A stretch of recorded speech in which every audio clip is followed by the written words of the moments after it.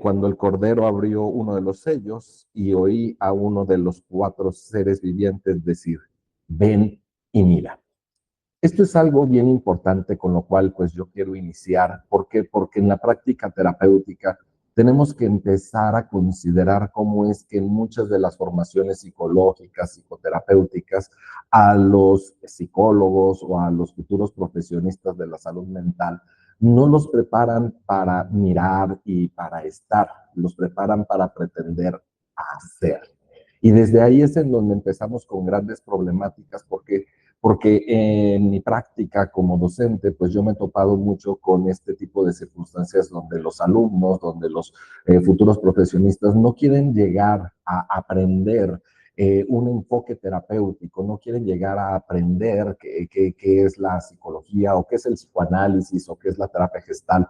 No, la mayoría quiere estudiar un posgrado porque quieren aprender técnicas, ¿sí? Como un colega, el doctor Ricardo Arreola, llega a decir, los alumnos están enfermos de tecniquitis. Sí, profesor, ¿y cuál es la mejor técnica para trabajar el duelo en un niño por la pérdida de su perrito? ¿Y cuál es la mejor técnica para trabajar una separación, una ruptura amorosa? ¿Y cuál es la mejor técnica? Y no les importa realmente el poder saber cómo estar frente al paciente, sino necesito saber qué hacer siempre. Pareciera que incluso estamos en una época en la cual pues se piensa o se considera que el mejor terapeuta es el que más técnicas se sepa. Entonces pareciera que entonces, pues lo único que yo tengo que hacer es ser un coleccionista de técnicas, tengo que saber de todo y pues realmente nos vamos dando cuenta cómo es que pues dependiendo la época se van poniendo técnicas de moda. Por ejemplo, hace unos 35, 40 años, pues se ponía de moda la programación neurolingüística y entonces pues programación neurolingüística para los niños, para adicciones, para docentes, para conferencistas, para ventas, cuando realmente, pues, Grinder y Bandler, que son los creadores de la programación neurolingüística, pues nunca establecieron esas finalidades, sino como una forma diferente de comunicación humana. Entonces, desde ahí es en donde tenemos que darnos cuenta cómo es que cuando una de estas técnicas cae en manos del pueblo, por decirlo de alguna forma, pues se aniquila para entonces volverse simplemente una estrategia de mercadotecnia y poder vender. Hoy, ¿qué está de moda? Hoy está de moda mindfulness, mindfulness para todo. ¿Sí? No sé ni qué carajos es eso, no sé ni de dónde viene, no sé ni cómo surge, quiero asociarla con cuestiones de vínculos orientales, no sé nada de budismo ni de taoísmo, pero el seguro viene desde ahí. Claro que no, pero pues es lo que las personas quieren, piensan, saben, imaginan. ¿Y qué quieren hacer? Mindfulness para ansiedad, mindfulness para depresión, mindfulness para todo, ¿no? Como si realmente el mindfulness tuviera ese fin, tuviera ese planteamiento. Entonces es bien importante darnos cuenta cómo es que los psicólogos quieren precisamente estar haciendo cosas. Y como psicólogos lo podría entender, porque desde ahí es en donde tenemos que ir comprendiendo cómo en una licenciatura de psicología, pues va orientada hacia eso. ¿Sí? ¿Qué es lo que tiene que hacer el psicólogo, el que hacer del psicólogo? Y más si nos dedicamos en el ámbito clínico, pues entiendo que el psicólogo puede hacer lo que le enseñaron en una licenciatura. ¿Y qué se supone que le enseñan en una licenciatura? Pues le enseñan a entrevistar, le enseñan a aplicar pruebas psicológicas, le enseñan a interpretar los resultados e integrar el diagnóstico clínico, a hacer un diagnóstico, un pronóstico, una propuesta de tratamiento y una canalización. En México ningún centro, escuela, instituto ético formal forma a nivel licenciatura terapeutas, ¿sí? Y eso es algo bien importante que debemos de comprender porque ninguna institución en México egresa a licenciados con las habilidades para poder hacer terapia. Entonces, desde ahí es en donde tenemos que empezar a darnos cuenta cómo muchos de estos psicólogos salen al mercado, pues precisamente tratando de estar haciendo algo, cuando el objetivo de la mayoría de las psicoterapias ya más en las vanguardias del siglo XXI ya ni siquiera es hacer, sino es una forma de estar. Dicho de otra forma, pues las personas nos enseñan a escuchar no para comprender, sino para responder a las personas. Y realmente entonces pareciera que si no hago algo en el consultorio, pues pareciera que no hice nada a nivel terapéutico, por decirlo de alguna manera. Y no es broma y no es algo nuevo o reciente. En la institución en la cual yo me formé, pues técnicamente en las materias de supervisión, si no existía una técnica durante la sesión, el supervisor nos decía, ¿y dónde está el terapeuta? Como si a fuerza en toda sesión de terapia tendría que haber una técnica y si no hay técnica entonces no hay terapia. O pareciera que entonces la calidad del encuentro terapéutico se mide por mililitro de lágrima derramada por el paciente, porque entonces si el paciente no lloró, entonces no sirvió de nada la sesión de terapia. Y se empiezan a crear una multiplicidad de mitos o ideas erróneas de cómo es que entonces se tendría que estar haciendo este encuentro. Y cuando realmente empezamos a reflexionar sobre estas otras formas de estar, pues es en donde pues vienen cuestionamientos bastante fuertes al respecto de todo esto. La palabra apocalipsis suele asociarse inmediatamente con destrucción, catástrofe o final, pero etimológicamente significa otra cosa, revelación, algo que se desoculta, algo que finalmente se deja ver.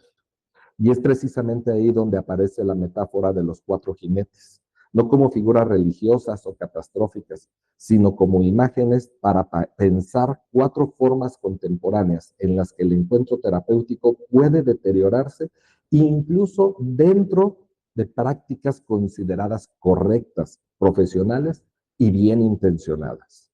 Cuando pensamos en el fracaso terapéutico, solemos imaginar escenarios extremos, negligencias, abusos, desinterés, falta de información, intervenciones torpes o francamente violentas.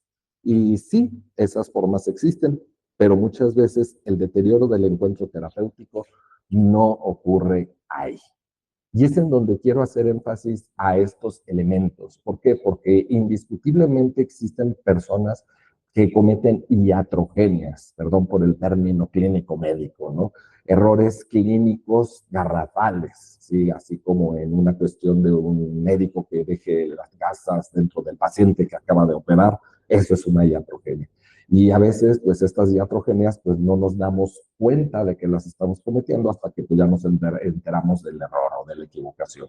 Lo mismo muchas veces pasa en la psicología, en la psicoterapia. Nosotros hacemos ciertas intervenciones y consideramos que estas intervenciones son las correctas, las más adecuadas, la eficaz. Sin embargo, no nos damos cuenta precisamente cómo muchas de estas intervenciones, pues, no solamente nos alejan del contacto con el paciente, del encuentro con el otro, sino cómo precisamente pues podemos llegar a hacerle más daño del que una persona pues pudiera estar teniendo ya de por sí. No es que yo me oponga al diagnóstico, el diagnóstico muchas veces es necesario y ayuda para poder precisamente hacer que una persona pueda llegar a tolerar su angustia. Por cuestiones de tiempo no quiero extenderme mucho en este ejemplo, así que lo voy a sintetizar de forma muy rápida. Imaginemos que pues yo tengo una sintomatología, me siento mal, así que decido tomarme un paracetamol. Este paracetamol no me hace efecto, entonces pues me genera angustia porque lo que yo siempre hago para poder afrontar la situación pues no me está funcionando, así que ¿qué hago? Como dirían los teóricos sistémicos, pues más de lo mismo, me tomo otro paracetamol, ¿sí? Si ya me di cuenta que no me funcionó porque sigo haciendo lo mismo, quién sabe, pero vuelvo a hacer lo mismo. Entonces ya no me tomo 500, me tomo la unidad completa. ¿Y qué creen? No me siento mejor. Se genera mayor angustia. ¿Y qué hago entonces? Pues voy con el médico. Sin embargo, pues no sé, como ese ejemplo, pues pensemos que mi nivel económico no me da más que para ir a un sistema público y llego al sistema público con un médico donde pues a lo mejor ni me ve, ni me ausculta, ni me revisa, ni me toca, simplemente sí, sí, ajá, tomes esto, siguiente, ¿sí? Y yo le creo, y yo le tengo fe, y yo pienso que precisamente lo que me está dando, pues puede ser de utilidad. Y pues, ¿qué me mandó? No sé, diclofenaco. ¿Eh? Y me lo tomo y ¿qué creen? No me funciona. Y entonces, ¿qué pasa? Emerge la angustia. Emerge esta angustia y entonces pues me veo ante la necesidad de qué hacer. Pues de nuevo, más de lo mismo, porque ya no sé hacer otras cosas. Así que vuelvo a ir al médico. Entonces, esperemos que en esta ocasión me toca un médico que sí me ve, si me escucha, si me revisa, si me atiende, si me da mi tiempo, si me escucha, y entonces se percata que pues ciertas cifras están pues fuera de la norma y pues me manda a hacer unos estudios. Pero recuerden que estoy a nivel público. Entonces, ¿cuánto tiempo de aquí hasta que me hagan estos estudios? Seamos condescendientes, que sé que no es así, pero un mes para que entonces me manden a hacer los estudios, llegue con el médico, esperando que sea el mismo médico o que sea alguien competente o que realmente pues me atienda de forma adecuada y certera. Y pensemos que tengo esa suerte, esa fortuna y después de un mes me diga, sí, efectivamente, los parámetros están afuera de la norma, usted tiene alguna situación clínica médica, requiere un especialista. Nada. Y ahora entonces, ¿cuánto les gusta? Como estoy de suerte, otro mesecito para que me den cita con el especialista. Insisto, sé que no es así, sé que estos tiempos se pueden extender muchísimo más, pero denme chance, ¿sí? Es mi conferencia. Entonces, desde ahí me espero otro mes, llego y trae sus estudios. Sí, sí, como no, aquí están. Jule, pero es que estos estudios ya no les sirven, ya tienen 2 meses. Necesitamos otros más actualizados.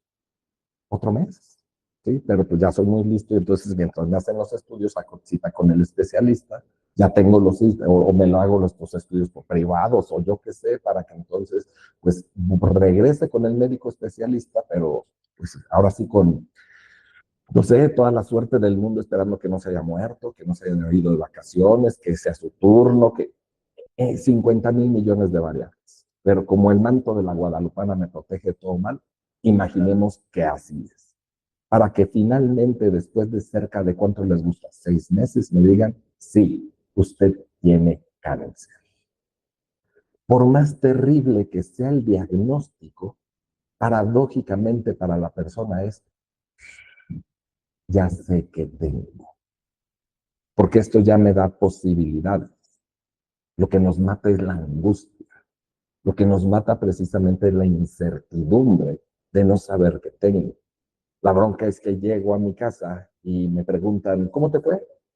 Bien, que te dijeron que tengo cáncer, pero ¿por qué me lo dices así? Eso no se dice de esa forma, es que tienes que hacerlo de una forma más sutil, es que ellos no están comprendiendo todo este tiempo que yo pasé en este proceso de angustia sin saber cómo me viví y que realmente entonces prefiero 500 veces el diagnóstico por más terrible que sea, porque eso me abre posibilidades a la angustia de no saber qué tengo, porque entonces ante eso no sé qué hacer. Por lo menos entonces, sabiendo el diagnóstico, puedo decidir si me someto al tratamiento o si no, pero ya tengo caminos certeros y trazados. Por eso es bien importante empezar a reflexionar sobre la labor del psicólogo en el sentido de regalar etiquetas psicopatológicas. ¿Por qué? Porque por un lado sí pueden llegar a ayudar a que la persona sepa qué hacer al respecto, pero la mayoría de las personas le van a encontrar una ganancia mayor a la etiqueta, justificando a través de esta forma su patología, porque pues yo puedo hacer lo que yo quiera, yo puedo comportarme como yo quiera, yo puedo llevar a cabo actos de violencia o incluso abusos, pero perdón, es que estaba alcoholizado, no me acuerdo, y si no me acuerdo, pues no pasó. Entonces, desde ahí nos vamos dando cuenta cómo es que el que yo etiquete o que la persona se asuma con la etiqueta, no sé, de alcoholismo, pues, perdón, pero estoy enfermo, ¿sí? Yo quisiera ser diferente, pero la patología es más fuerte que yo.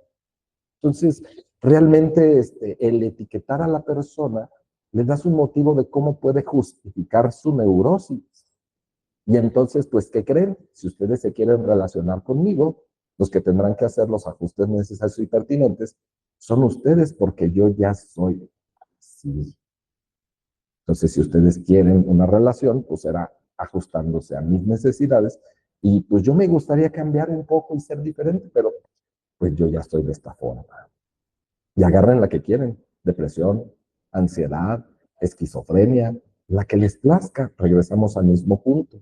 ¿Cómo pudiera, sí, clínicamente, desde una perspectiva muy biologicista, ayudar y orientar a la persona a manejar su angustia y saber hacia dónde dirigirse?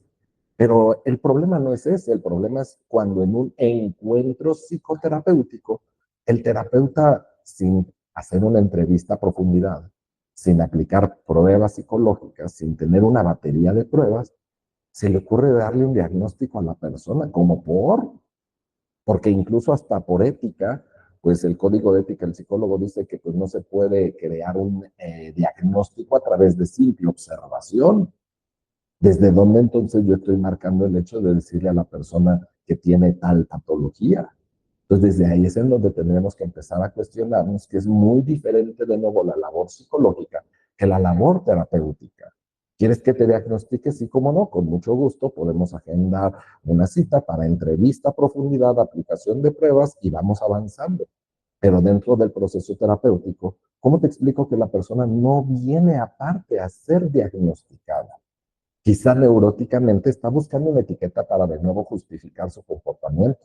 Desde Sigmund Freud lo menciona. El paciente viene a terapia para confirmar su neurosis. Doctor, dígame que estoy jodido. Y si me lo da por escrito, mejor. Porque de esta forma, entonces yo ya tengo un papelito por parte de un profesionista que dice que pues yo ya estoy mal. Así que esto me permite manipular mi entorno a mi gusto, a mi conveniencia y de las formas en las que me plazca. Entonces, esto es interesante para empezar nosotros a poder reflexionar sobre nuestra labor y qué tanto entonces en el encuentro terapéutico es conveniente llegar a darle al otro una etiqueta, una calificación, un trastorno, un nombre. Y desde ahí es en donde tenemos que empezar a cuestionarnos cómo todos estos elementos son los que van desgastando el encuentro terapéutico. Esta charla no va orientada hacia los malos diagnósticos, que como lo acabo de leer, existen, pero no estoy hablando ya de ese tipo de faltas tan grandes como llegar a decirle a una persona un trastorno que en verdad no posee, sino el hecho de incluso nada más decirle a la persona un trastorno, la etiqueta, el nombre de un trastorno que sí posee. ¿Para qué lo quiere? ¿Para qué lo necesita? Entonces, desde ahí es en donde a veces tenemos que darnos cuenta cómo muchas de estas intervenciones no son en pro del paciente, son en pro del terapeuta, porque entonces pareciera que el otro me está exigiendo y demandando una etiqueta y para disminuir mi angustia, pues se la quiero poner. O incluso para justificar mi intervención terapéutica, bueno, es que yo te puse eso porque estás pasando por un cuadro depresivo. ¿En serio? Y cómo precisamente entonces, pues dependiendo ahora sí el bloqueo, el mecanismo, el ajuste del paciente, pues voy ajustando mi intervención terapéutica que nos enseñan en múltiples formaciones. Si está desensibilizado, hay que sensibilizarlo. Si está proyectando, pues hay que hacer que asuma su responsabilidad. Si la persona está introyectada, pues hay que hacer que entonces mastique este introyecto hasta convertirlo en una internalización. Si está retroflectando, hay que hacer ejercicios de descarga. Si está evitando, hay que hacer que enfrente. Si está deflectando, hay que enseñarle a delimitar los límites de su yo y que aprenda a decir que no. Si la persona está fijada, pues hay que ponerle otra fijación más adaptativa. Si la persona pues está postergando, pues hay que confrontarla hasta que pues, deje de hacerse güey. ¿Sí? ¿Quién dice que eso es lo mejor? ¿Cómo sabes que eso es lo mejor?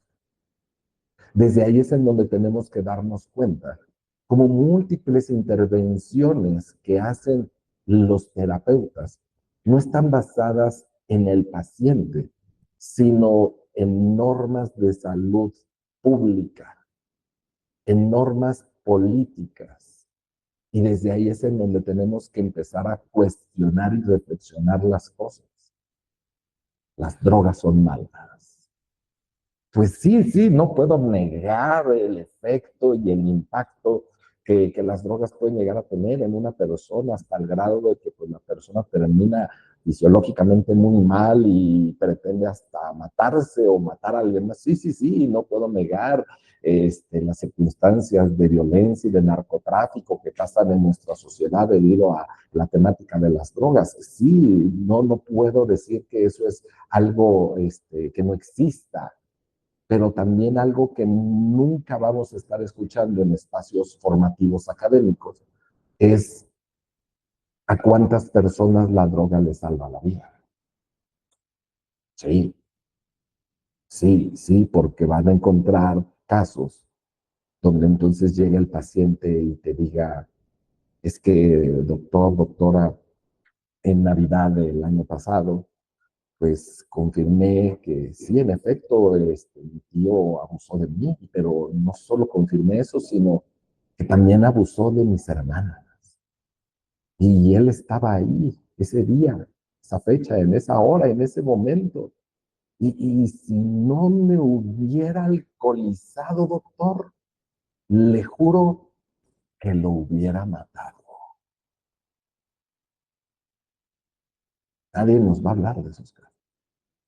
Nadie nos va a hacer referencia a esas situaciones de entender cómo es que la persona necesita ese ajuste para afrontar la realidad que está viviendo en ese sistema familiar. Personas que te puedan llegar a decir, si tenía aquí la pistola, el revólver, a punto de suicidarme, ¿sí? Y si ese día no me hubiera alcoholizado, me hubiera dado un tiro. Sí, también existen esos casos. Y reitero, también.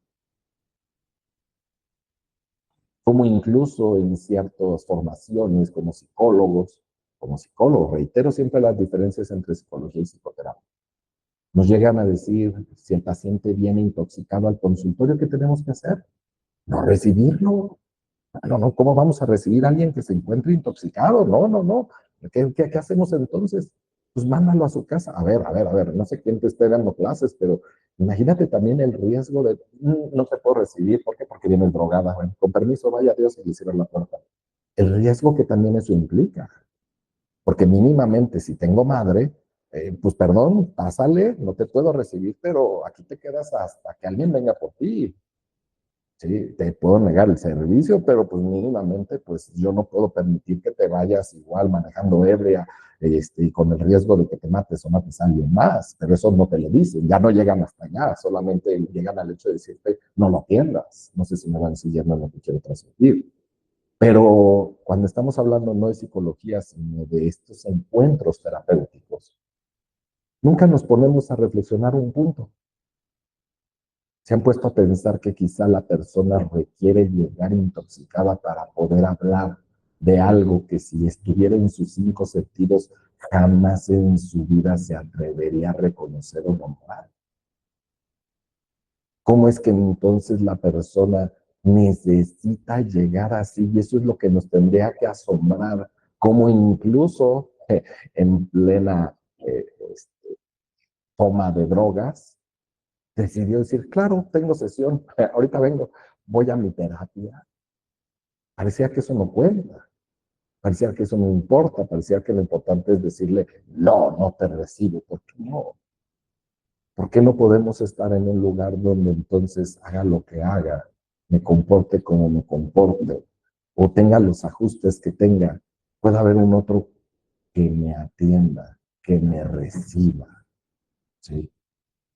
Pero parecía que de nuevo vienen las circunstancias y condiciones éticas de las normativas sociales. Claro, si ustedes trabajan para el DIF, si ustedes trabajan para el CENIN, para sectores públicos, entiendo que ahí no les importa la persona. Sabemos todos lo que les importa ahí, que son los números, la productividad y poder precisamente demostrar que pues, el ingreso económico que se está brindando pues está demostrando que se está atendiendo a cierta cantidad de pacientes. Eso es lo importante. No sé si ustedes trabajen a nivel de sector público, pero pues es importante que lo sepan. Persona que llega al área de psicología o psiquiatría va a salir con una etiqueta y con un tratamiento farmacológico, tenga algo o no, ¿sí? Hace un año exactamente me invitaron a dar una charla en Secretaría de Salud, donde estaban los médicos, los psiquiatras hablando de la salud mental y de los altos porcentajes de trastornos mentales que existen en nuestro país. Wow, wow, wow, ¿para qué me invitan? Lo que yo siempre digo, ¿para qué me invitan? ¿Sí? No me puedo quedar callado. ¿Sí?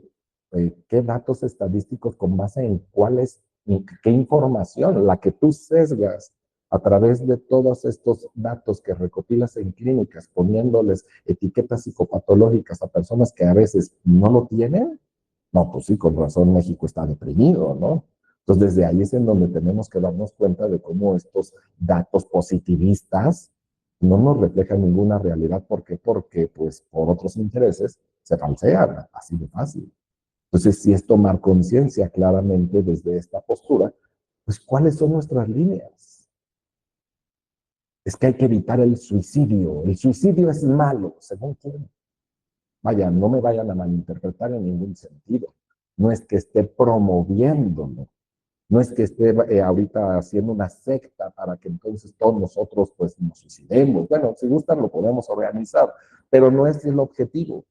Es que nosotros nos cuestionemos realmente el hecho de decir, ¿por qué en lugar de prevenir o evitar o intentar evitar que la persona lo haga, por qué no preguntarnos y cuestionarnos qué hace que la persona hoy, en estas circunstancias de vida, cómo se ha de estar viviendo para que vea el suicidio como una posibilidad?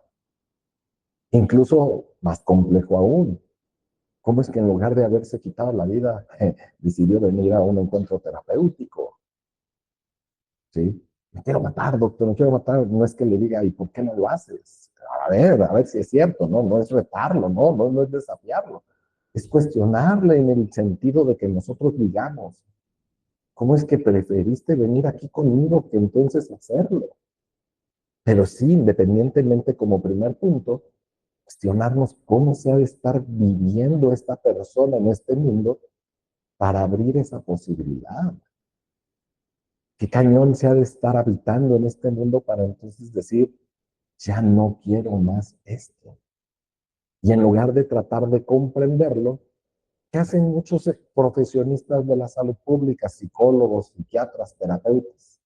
Me quiero matar, no te mates. ¿Sí? La vida es bonita, hay que encontrarle un sentido, ¿sí? Es que la vida es muy bella. ¿Vida de quién? ¿Sí?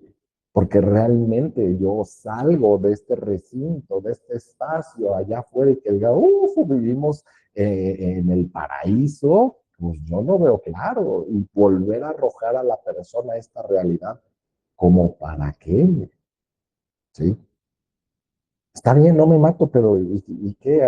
¿Regreso con esa familia? ¿Regreso a ese trabajo? ¿Regreso a ese matrimonio? ¿Regreso a relación? ¿Regreso con esas deudas del banco? ¿Regreso? Eh, no está padre. ¿Y qué tanto estamos dispuestos a nosotros querer entender a la persona en lugar de seguir políticas públicas? Reitero, si trabajan para gobierno, pues a veces no hay otra, porque para eso te estás vendiendo. Pero si estás en una práctica privada, pues es un ejercicio completamente diferente.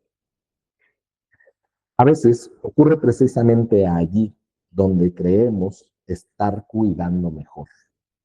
El contacto no siempre se rompe por ausencia de herramientas. En ocasiones comienza a erosionarse a través de exceso de ella, bajo teorías sólidas, bajo diagnósticos precisos, bajo técnicas eficaces, bajo discursos que aprendemos a considerar adecuados, responsables e incluso necesarios. Y quizá por eso resulta difícil de reconocer, porque no estamos hablando necesariamente de malos terapeutas, tampoco de errores evidentes. Estamos hablando de formas históricas de hacer clínica que, aún naciendo de intenciones de ayudar, terminan empobreciendo la experiencia del encuentro. Momentos en los que dejamos de escuchar para comenzar a interpretar demasiado rápido. Instantes en los que el diagnóstico reemplaza la experiencia. Situaciones donde la teoría deja de orientarnos y empieza a decirnos qué deberíamos encontrar en el otro. Y entonces algo ocurre. El paciente sigue hablando, la sesión continúa, la técnica incluso parece funcionar, pero el encuentro empieza a vaciarse, porque el contacto no desaparece de golpe, se desgasta lentamente cuando el diagnóstico se convierte en alejamiento, ya que dejamos de ver a personas, vemos trastornos, vemos patologías, imposición y control del otro, cuando la teoría produce el conflicto que pretendemos sanar.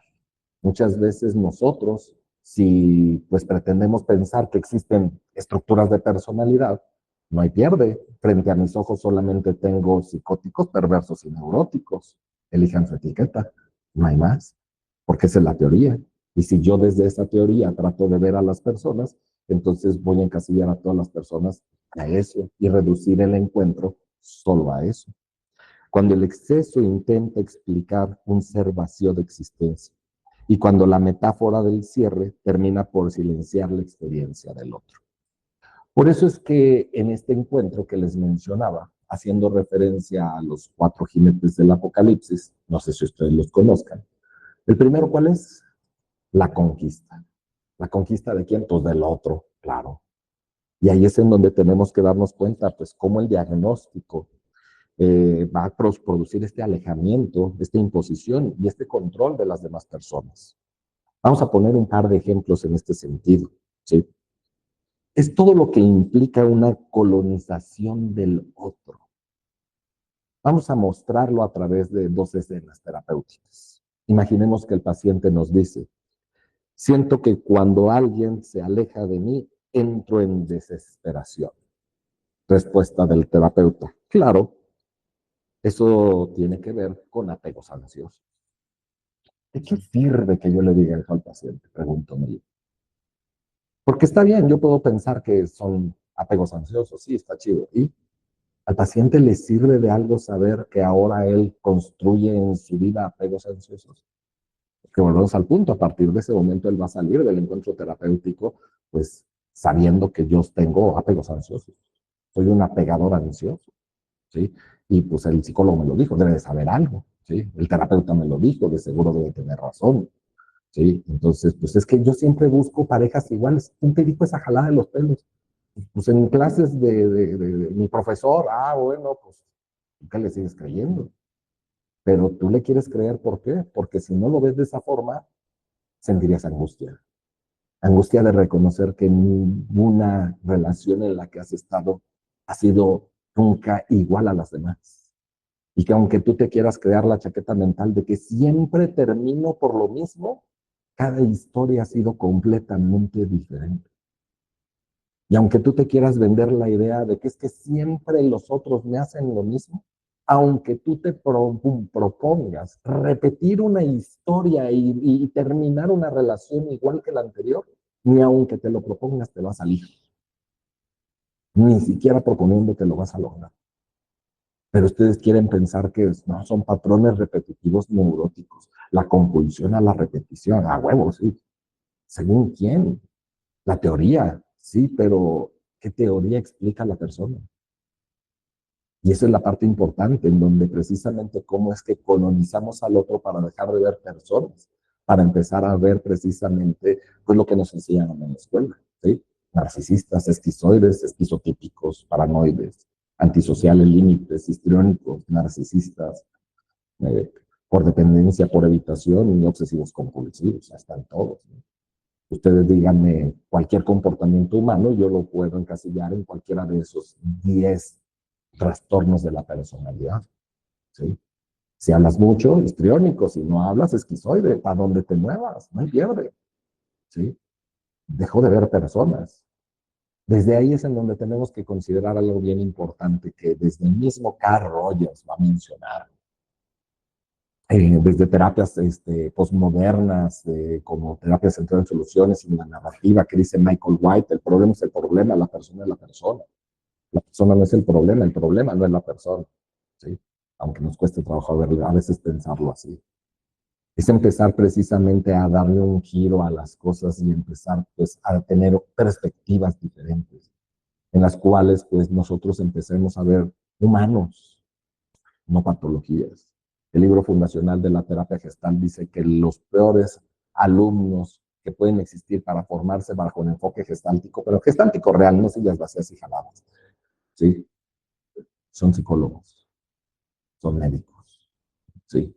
¿Por qué? Porque ya tienen muchas teorías con las cuales quieren explicar al otro.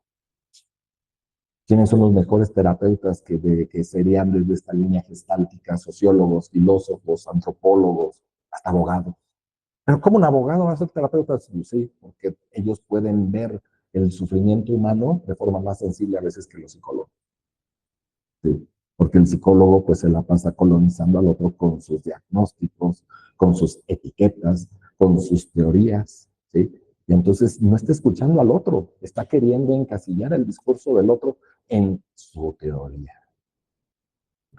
Y desde ahí vamos a poner un ejemplo dos, ¿sí? Mm,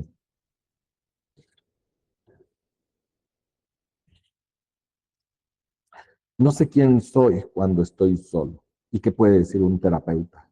Esto pasa mucho en la estructura borderline, ¿sí? ¿Quién está hablando de eso? Y podría entender mi soledad en lugar de etiquetarla o diagnosticarla. Porque pensemos que sí, soy borderline, sí, ok. Y con saber esto que pasa mucho ahí, porque es un criterio diagnóstico según el DSM, que cambie mi experiencia. Y ahí es en donde vamos a encontrar una gran multiplicidad de frases. Por eso las apunté, porque son varias, ¿no? Eso es una proyección. Está repitiendo un patrón. Tu herida del abandono está hablando, ¿sí? Eso es dependencia emocional. Claramente hay un rasgo narcisista. Desde ahí es en donde tenemos que empezar a darnos cuenta cómo no estamos viendo personas. Estás viendo patologías con patas, ¿sí? Y desde ahí es en donde vamos viendo cómo es que el encuentro terapéutico no puede gestarse, no puede darse, no puede construirse, porque no puedes ver a la persona mientras no renuncies a esas etiquetas. Podemos llegar a hablar de un segundo jinete que es la guerra, cómo la misma teoría produce el conflicto que pretende sanar. Porque entonces, pues realmente, pareciera esto coaching, pero sí, el paciente a veces no tiene un problema. Y los terapeutas son los que pareciera que necesitan convertir la experiencia del otro en problema. Pareciera que entonces, pues, ¿cuál es el objetivo de la terapia? Pues resolver problemas. ¿Cuál es el objetivo de la terapia? Ayudar al otro. ¿Cuál es el objetivo de la terapia? Pues hacer que el otro se vaya mejor del encuentro terapéutico. ¿Quién les dice todo eso? ¿En qué momento o qué autor de la psicología plantea esas cosas? Imagínense, si muchos de ustedes no están familiarizados con el término de la fenomenología. La fenomenología es tratar de ver las diferencias, no las similitudes. Por consiguiente, es tratar de comprender que el paciente, cada paciente viene a algo completamente diferente. Y no solamente cada paciente viene a algo completamente diferente, sino cada vez que el mismo paciente viene, que no siempre va a ser el mismo paciente, viene algo completamente diferente. No todos los pacientes vienen porque quieren estar mejor. De hecho, si me permiten ponerlo como ejemplo, no lo tomen como ley, tómenlo como un ejemplo. En mis 22 años de experiencia terapéutica hasta el día de hoy, ningún paciente ha llegado conmigo a terapia porque quiera cambiar. A esos niveles se los pongo. Quiero divorciarme. Si usted en verdad quisiera divorciarse, no vendría a terapia, iría con un abogado. No sé si me sigue. Si viene a terapia es porque lo duda, porque lo cuestiona, porque no está seguro, porque están pasando millones de cosas, porque somos contradicción como seres humanos, porque sí quiero eso, pero también quiero seguir ahí, porque quiero seguirlo intentando, porque no quiero que quede en mí, porque realmente estoy esperando que la otra persona sea quien tome la decisión, porque yo no quiero quedarme con la culpa, porque yo quiero terminar como el bueno, porque imagínate cuándo va a pasar eso, ¿sí? Entonces, desde ahí es en donde tenemos que empezar a darnos cuenta del discurso de las personas. Una cosa es la intención, otra cosa es la intencionalidad. Yo puedo decir que quiero hacer dieta, pero yo sigo comiendo como marranito. O sea, mi intencionalidad no va hacia mi intención. Sí, sí, yo cada sesión escucho que el paciente dice que quiere cambiar, pero su intencionalidad no necesariamente va para allá. Muchas veces su intencionalidad va para el lado contrario a lo que dice que quiere cambiar y es en donde tenemos que empezar a hacer fenomenología de las palabras. Querer, querer, querer. Ese es el error, que pensamos que para todos nosotros la misma palabra significa lo mismo. Pero simplemente la palabra querer para cada uno de nosotros significa algo abismalmente diferente. Hay quereres de sueño, quereres de anhelo, quereres de voluntad, quereres de determinación, quereres de sueño guajiro, quereres, quereres de lo que quieras. Cuando voy comprendiendo los significados que para cada persona van teniendo estas palabras y yo renunciando a mis propios significados, es en donde puedo ir acercándome al otro. Porque oye, voy comprendiendo que entonces cuando dices que quieres cambiar, estás esperando que los astros se alineen, que otras personas tomen determinadas decisiones para que entonces a ti no te quede de otra más que moverte. Ándele, doctor, de ese querer quién. Yo como supervisor, y no solo como supervisor, también como mismo paciente, me he vivido en encuentros terapéuticos donde pareciera que mi terapeuta tiene más prisa de que yo cambie que yo mismo. ¿Sí? Y está promoviendo que yo actúe de cierta forma que, pues sí, a mí me gustaría, pero que por X circunstancias aún no lo estoy haciendo. Pero en lugar de que comprenda el terapeuta cómo es que digo querer y aún así no hacerlo, quiere empujarme, quiere jalarme, quiere que lo haga. Y luego cosas muy cañonas, cosas muy complejas. Porque entonces si vivimos casos de violencia, no es broma, yo me he topado a personas que entonces, terapeutas que llegan y dicen, denuncia. O sea, ni que fuéramos el MP, o sea, ¿por qué tendría el paciente que denunciar a su agresor? Digo, claro, si está dispuesto a hacerlo, adelante, ¿no? Pero pues no tendríamos por qué nosotros estar promoviendo que el otro lo haga. Es que, sí, como les dije hace rato, pues mi tío abusó sexualmente de mí. Díselo a la familia. ¿Por? ¿Sí? ¿Tú te vas a encargar después del desmadre que quede de familia después de la noticia? ¿Sí? ¿Qué tal si hasta la abuelita le da paro cardíaco y ya no sé? Imagínate, yo como paciente, sentirme ahora con la culpa de saber que no solo destruí a la familia, sino que aparte maté a la abuela, porque así lo va a vivir ahora. ¿Sí? Pero ¿de dónde se inventan los psicólogos y los terapeutas esas intervenciones? Por ejemplo, dice el paciente, últimamente me siento cansado. ¿Sí? Y de repente los terapeutas, ¿cansado o enojado?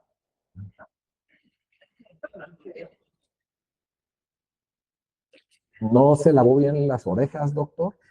¿Sí? Dije, cansado.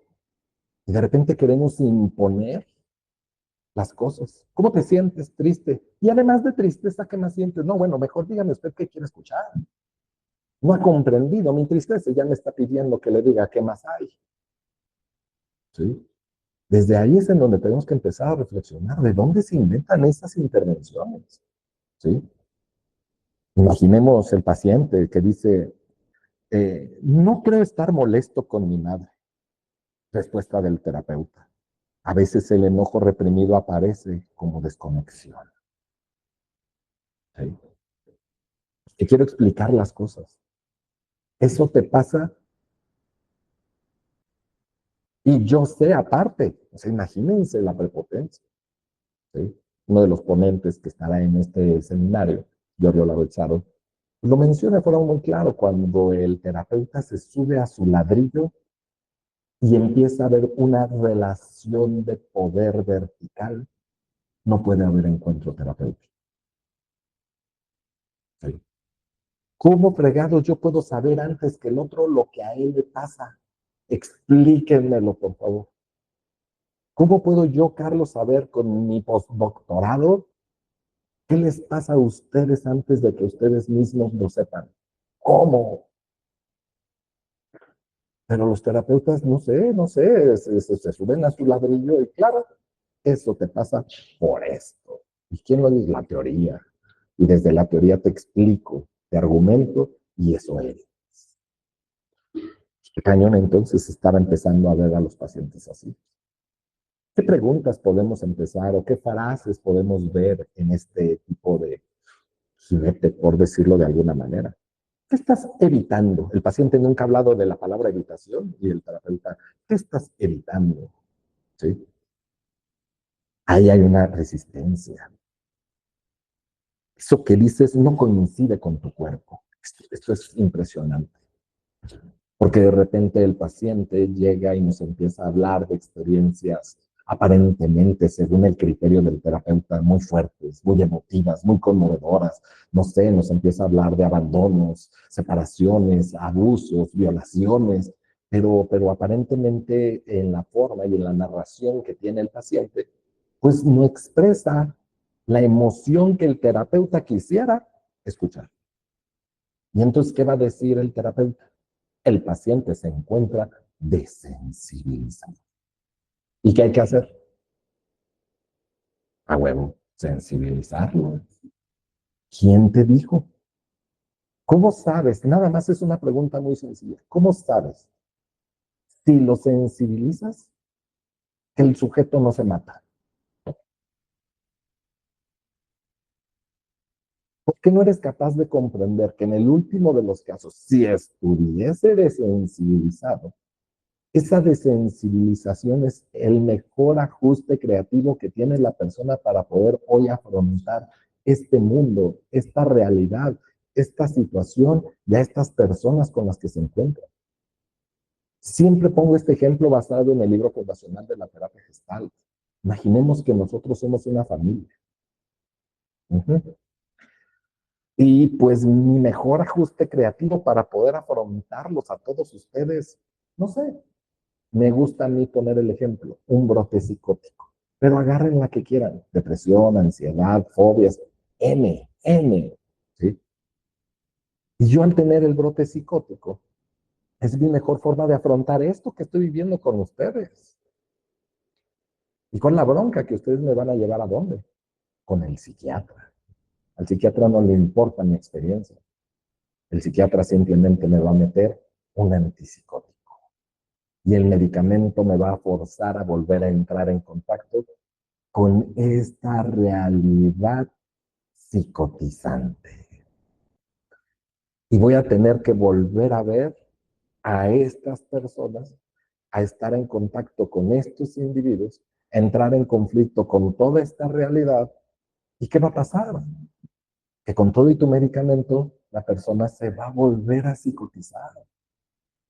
No es que esté en contra de los fármacos, no es que no quiera decir que los medicamentos psiquiátricos no sirvan, no, adelante, pero sí comprender realmente cómo es que mientras la persona no cambie su forma de relacionarse con el entorno, es muy probable que tienda a responder. No sé si me doy a entender. ¿Sí? Entonces, ¿para qué forzarla a entrar en contacto con esta realidad que le está dando en la madre?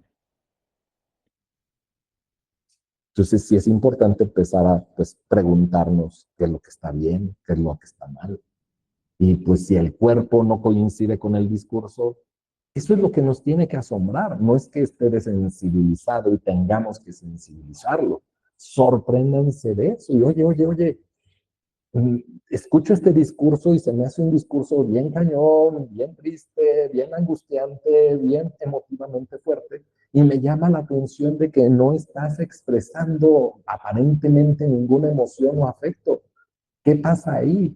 ¿Sí? Ah, pues es que nada más le estoy hablando de esto como contexto, doctor. Ah, pues lo que pasa es que ya fui 20 años a terapia a resolver todo eso, doctor. O sea, no sabemos, pero ya dimos por hecho que está desensibilizado. ¿Sí? Y entonces, insisto, hay que sensibilizarlo porque si no lo sensibilizo viene la pregunta de, entonces, ¿qué hago? Y otra vez, pareciera que tienes que hacer algo en lugar de saber estar. Detrás de esto hay algo más. Parece frase de Jorge Bucay, pero pues así es que detrás de la ira está la tristeza. ¿Sí? Su teoría psicológica aquí bien demostrada positivistamente, ¿verdad? O sea, así de frases ridículas tenemos, así, ideas así de absurdas, ¿sí? Ideas que aparte se enseñan en universidades y que realmente los mismos alumnos se terminan tragando como si Jorge Bucay tuviera alguna jerarquía o autoridad en el mundo de la psicología.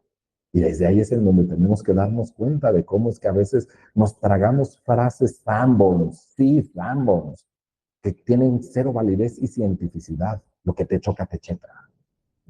¿Sí? ¿De dónde se inventan esas cosas, neta?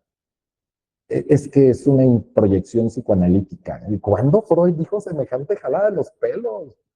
Sí, o sea, si no han leído a Freud, pero ya estás inventándote frases acá domingueras, ¿no? Solo por mencionar algunas. El hambre. El exceso como intento de explicar un ser vacío de existencia. Aquí parece que la clínica es una máquina para producir sentido, ¿no? Parecía que entonces siempre tenemos que tener sentido, siempre tenemos que tener algo. No sé, solo siento un vacío, doctor. Ese vacío probablemente tiene que ver con tu historia temprana de apego y la invalidación emocional que viviste. Pareciera que los vacíos tienen que llenarse. Pareciera que las carencias tienen que ser cubiertas. Pareciera que, y aparte no cubiertas con poquito, con harto. ¿Sí? Parecía que tiene que hacer de mucho. Y nota, pasa, pasa. Los pacientes muchas veces, no estoy generalizando, si no caería en este mismo discurso que les estoy mencionando. Tratan de estar afrontando sus realidades con excesos de comida, con excesos de drogas, con excesos de sexos, con excesos de lo que gustes, quieras y man. Sí, sí pasa, es una realidad, no lo puedo de nuevo negar. La bronca es cuando es el terapeuta el que quiere estar llenando este vacío. ¿Sí? Cuando entonces, pues, es que tienes tiempo libre, pues ponte a trabajar, ponte a producir, ¿sí? El domingo, pues, en lugar de sentir ese vacío, pues haz un coloquio con personas y trabaja el fin de semana. ¿Eh? Sí, eso es lo sano, eso es lo sano. ¿Cómo sabes que eso es lo sano? ¿Sí? Sí, sí, no tienen nada que hacer en la vida, pues vente ese fin de semana. También doy un diplomado el fin de semana si quieren, no tienen nada que hacer y quieren llenar su vacío. Bienvenidos, ¿no? Sí.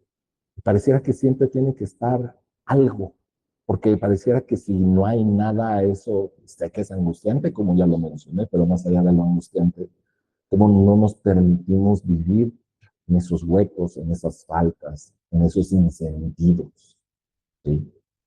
Hay que llenarlo, ¿con qué? Con lo que sea, con lo que sea. Y es en donde el terapeuta tiende a interpretar, resignificar, conectar, explicar, o hay que integrar, hay que hacer algo otra vez, hay que hacer algo con tu vacío porque no puedes estar vacío, ¿sí? No puede haber falta, no puede haber carencia, no puede haber vacío existencial, no, no, no, no, no, eso tiene que ser llenado.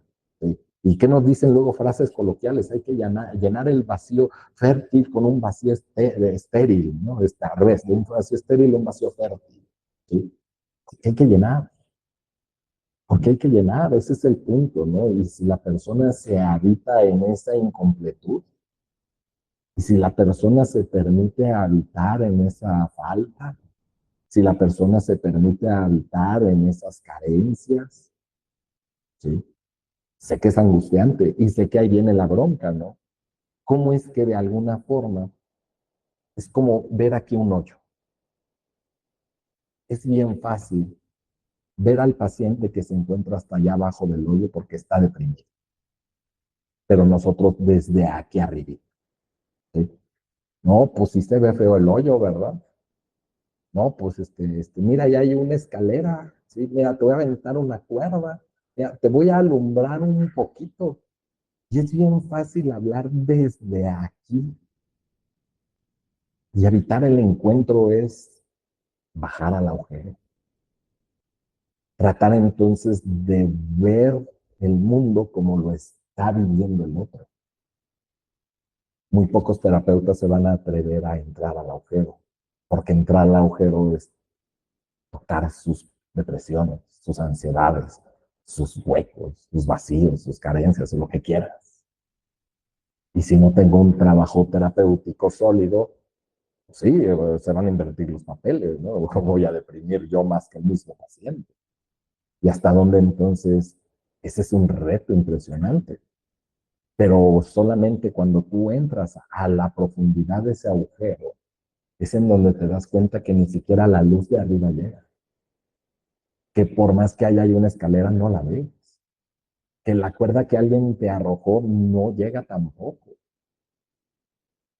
Y es entonces donde desde ahí puedes estar con el otro, pero no desde aquí arribita alumbrándote, sino entrando.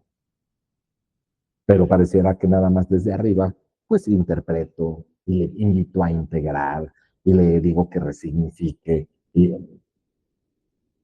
Y cuando entras, cuando 5 segundos te permites estar ahí con el otro, te das cuenta de que nada de eso sirve, nada. ¿Sí?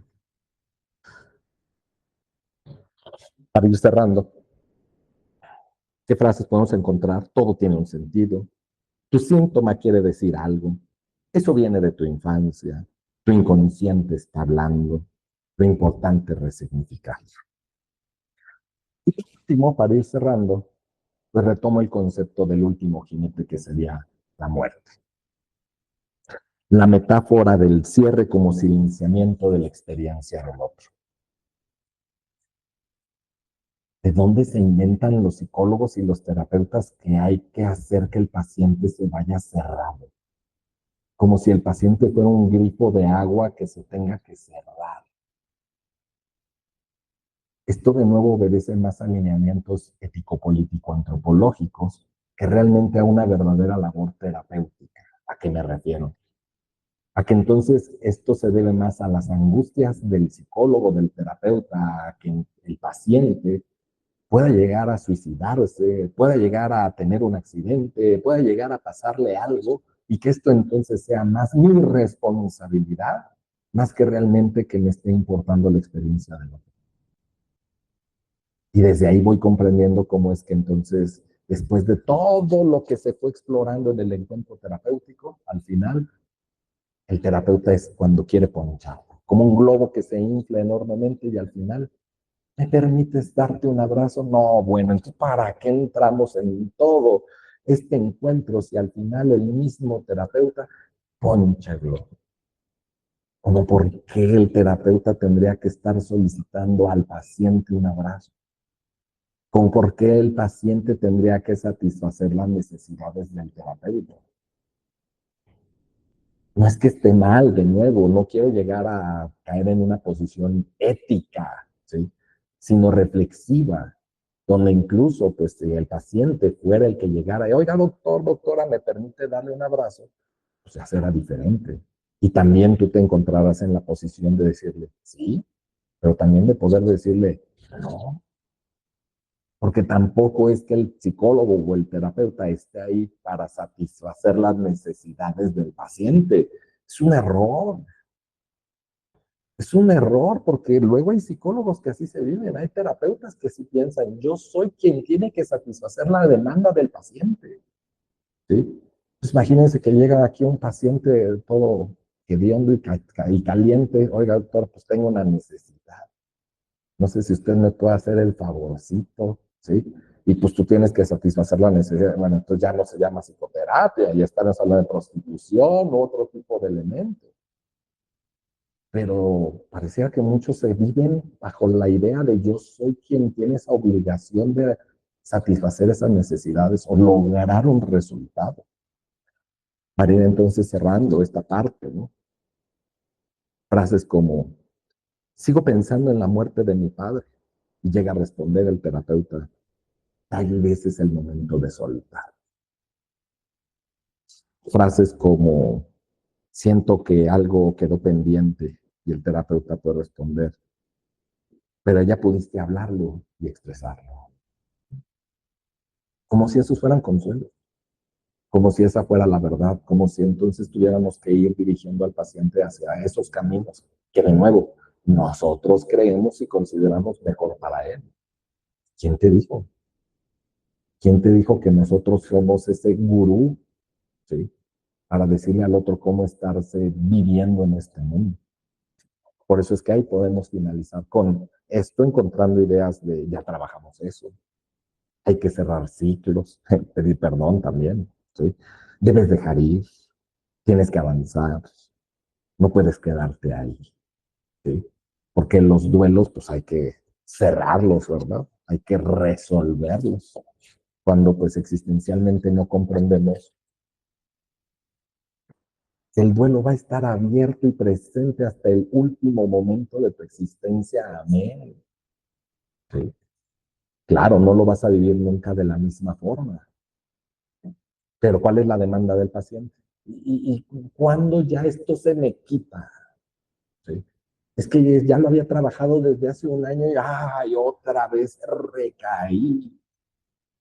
Como si alguna vez pudiera hacerme una lobotomía y extirpar esa parte de mi cerebro con esos recuerdos para pues hacer como si ese episodio de mi vida no lo hubiera vivido, ¿sí? Y vamos a encontrar allá afuera una multiplicidad de talleres basura, exactamente con estas ideas, cerrando ciclos, aprendiendo a pedir perdón, curando al niño interior, ¿sí? E ideas que le vamos a crear al paciente aparte, que es lo que debe de hacer. Si alguna vez quieren hacer estos talleres, adelante, son muy palometeros y te llenas de clientes, ¿sí? Pero lo que no entendemos es que estamos lucrando con la fe de las personas. Porque incluso muchos de ellos llegan a estos talleres, a estos espacios, pensando que en un tallercito de 4 horas van a poder resolver la bronca atorada desde hace 20 años de su existencia. Para darse cuenta a través de este taller a todo lo contrario, de lo jodido en lo que se encuentran y al final tú darles tarjetas de presentación para hacerte de pacientes. Se me hace muy cruel la postura, pero pues es lo que incluso te enseñan en la institución. ¿Sí? Cada vez hay menos talleres vivenciales y eso es padre. Ver cómo la psicología también está avanzando y cada vez menos las personas se tragan esos discursos. Pero de forma muy general, pues estas son las posibles maneras en las cuales pues el contacto se va pudiendo desgastar, pudiendo irse devaluando y cómo en lugar de pues, poder crear un encuentro con el otro, pues vamos precisamente convirtiendo a la persona en un objeto. A nivel filosófico se llama reificar, ¿sí? Dejamos de ver al otro como persona para verlo como cosa, ¿sí? Cosa descompuesta aparte, que hay que componer.